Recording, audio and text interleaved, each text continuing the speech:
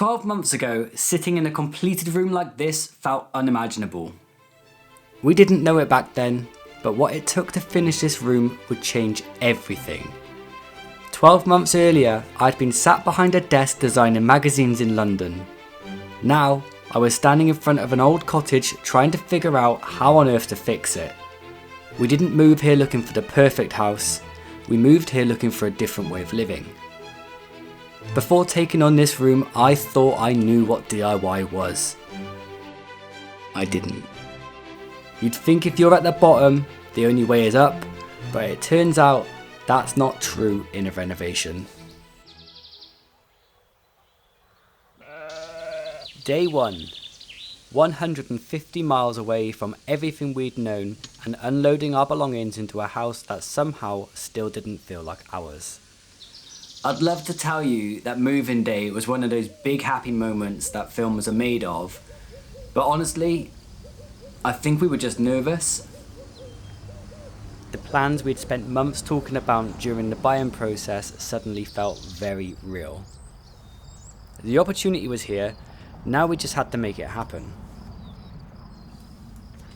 Part of getting to know a new house is simply living in it for a while. You'll open up and shut the doors, turn the lights on and off, put the kettle on, and turn the heating on, if you can. With the help of a professional, it quickly became obvious that our plans for a slow renovation had other ideas. It really wasn't long before another surprise entered the room. I lost my job. The safety net we'd relied on literally disappeared overnight. We'd barely stepped through the front door of this new life we'd planned to build for ourselves, and already it looked like nothing we'd imagined. The budget was under pressure and our options were getting smaller. The plan became simple. Do what we could ourselves and keep moving forward. But old houses have a habit of introducing themselves one problem at a time.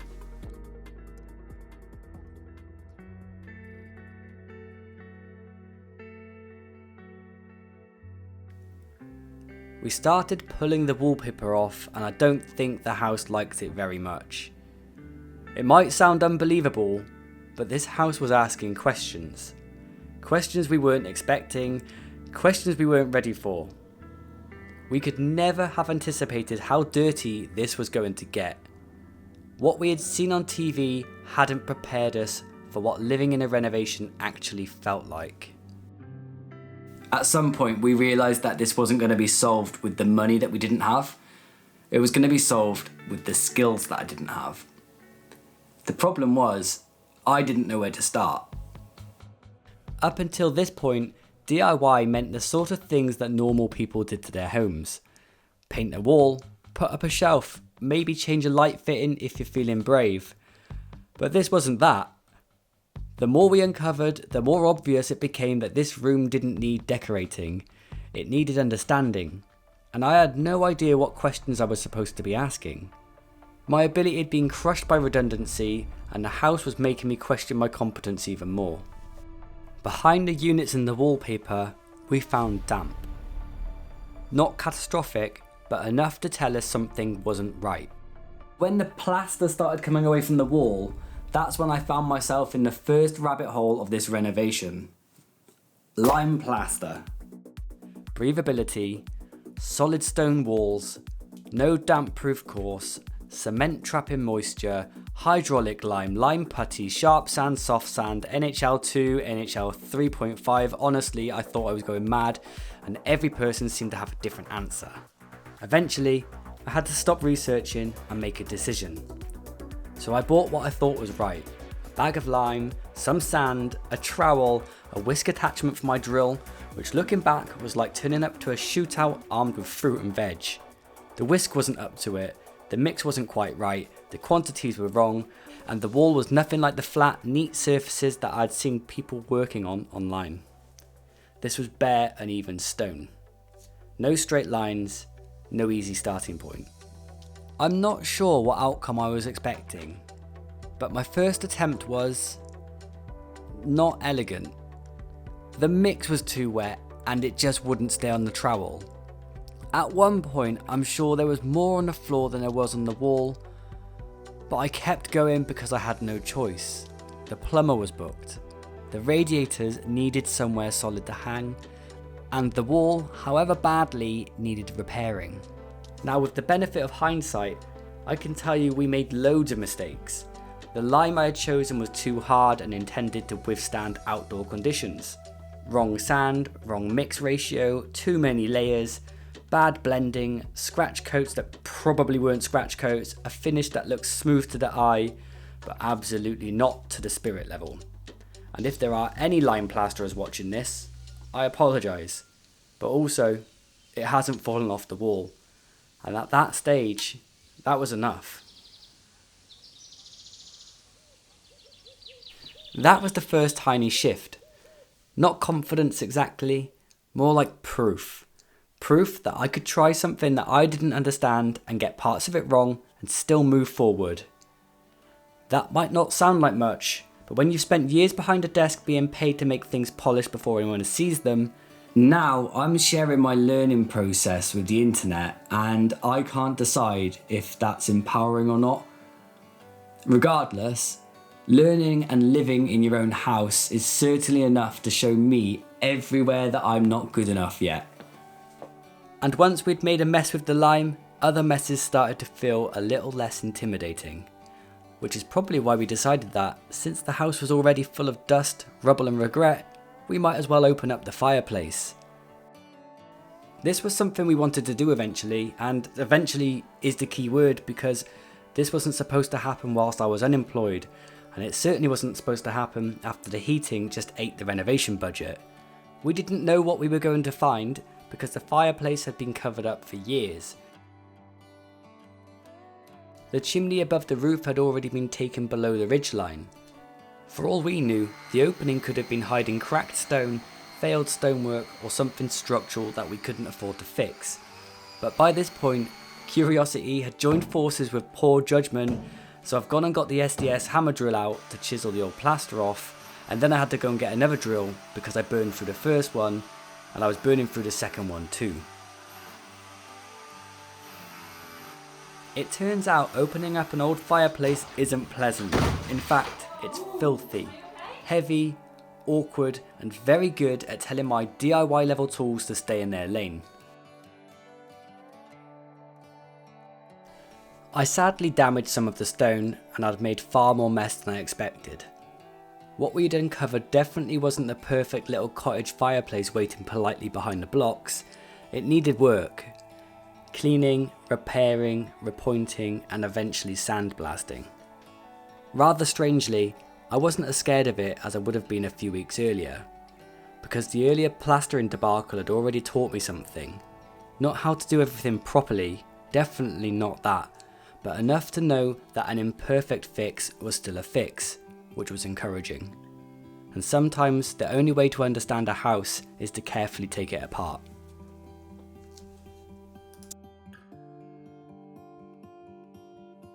The fireplace changed the room, not because it was finished, not yet, but because for the first time, the house gave something back. Up until then, it had mostly taken things. Money, time, confidence, clean clothes, but opening that fireplace brought back a bit of the character and a bit of the old cottage we thought we'd bought. And I think quietly, it gave me a bit of character back that had previously been crushed too. Of course, confidence in a renovation is dangerous. As soon as you get a little bit of it, the possibilities are too easy. You know, you can move this, do that, and it's a bit unhinged when you think that every other job is unfinished. But the reality of renovating an older house whilst living in it means that nothing happens in a neat order. The heating, plastering, fireplace and electrics were all crashing into each other. Thankfully, we found a brilliant electrician who understood the wiring underneath it all. And the choice was basically this: safely live with one lonely socket in each room, or open up the house properly and bring it back into this century. We chose the second option, which meant more dust, more holes, less savings. So whilst the electrician was solving one problem, I was creating another for myself. Patching up the cable chasing. Trying to make modern work disappear into an old room. Some of those repairs are still visible now if you know where to look, which I do. So obviously I see them every single time I walk past, but that's the strange thing about doing it yourself. The imperfections do annoy you, but they also remind you that you did it. By this point, I was starting to understand that DIY wasn't one skill. It was a chain reaction. You learn one thing badly enough to attempt the next thing slightly better. The plaster gave me confidence to tackle the fireplace gave me confidence to repair more of the room, and the electric gave me a job to finish. And every finished job, however imperfect, made the next job feel a little less impossible. If ever there was a job designed to make an old house laugh at you, it's laminate flooring. Because laminate is famously DIY friendly, as long as the room is flat and square and predictable. This room was none of those things. We'd pulled up the old floor and found a wonky slab, gaps around the edges, and enough uncertainty to make me wish I'd done more research before I started, which, to be fair, is becoming a theme. At the time, I thought self-leveling compound wasn't really an option because of the gaps around the room, and I didn't want to do anything that might be helping the old floor behave itself, which is good because this is actually a floating slab designed not to touch the walls, which would allow for bridging of damp.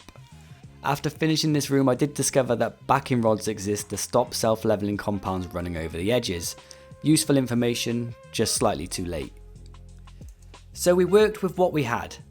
Underlay, the thickest I could find to somehow act as a self-leveling cushion. Laminate, a lot of measuring, a lot of cutting, and a room that seemed personally offended by straight lines.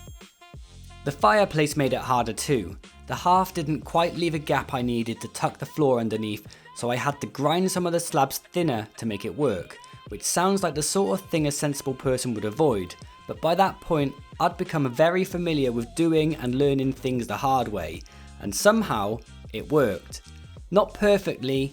There are visible gaps in places, and I didn't leave enough expansion gaps between every room where the floor linked through. Future Henry might have thoughts about that, but the finish around the fireplace, I was proud of that, because it looked intentional. After months of reacting to problems, intentional felt like progress.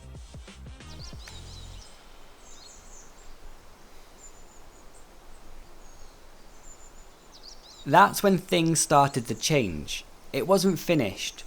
Not styled, but different. The radiator was on the wall, and it hadn't fallen off. The socket that I installed for the TV worked. The fireplace was open, the walls were repaired, and the floor was down. For the first time in months, this wasn't just a building site. It was starting to become a room.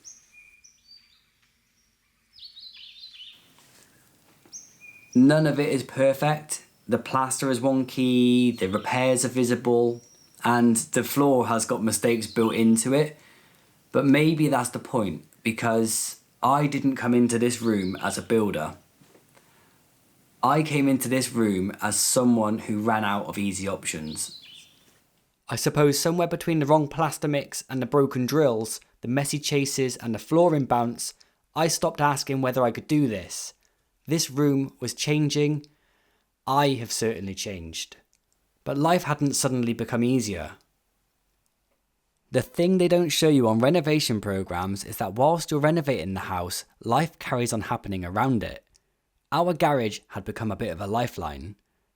On day one, we filled it with everything we owned, assuming we would move from room to room as we turned the house around. The boiler had ideas and the electrics had another. Before long, the garage had become a storage room, workshop and office all rolled into one. While I was trying to get my head around lime, plaster and radiators, Julia was trying to build something of her own too. She had mortgage cases on one side and there were tools and dust on the other. The long hours were hers. The difficult cases were hers. And the clients that other brokers had given up on were hers. Looking back, I think she probably felt the pressure of being an income down more than either of us ever said out loud.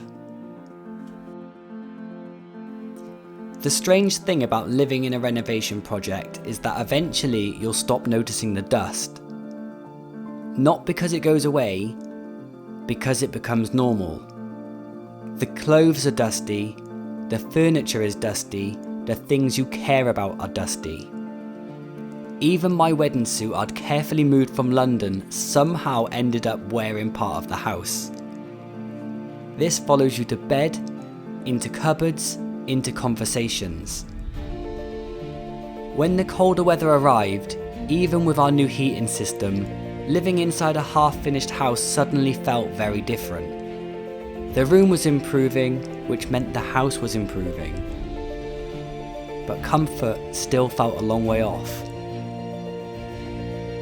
Perhaps that's why the first clean footprint meant so much more than it probably should have.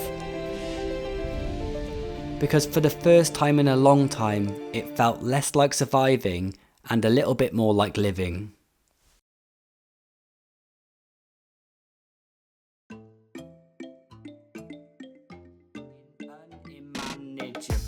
Unmanageable. Unmanageable. Unmanageable. Unmanageable. Unmanageable. Unmanageable. Unmanageable. Unmanageable. Just say it properly. It's unmanageable.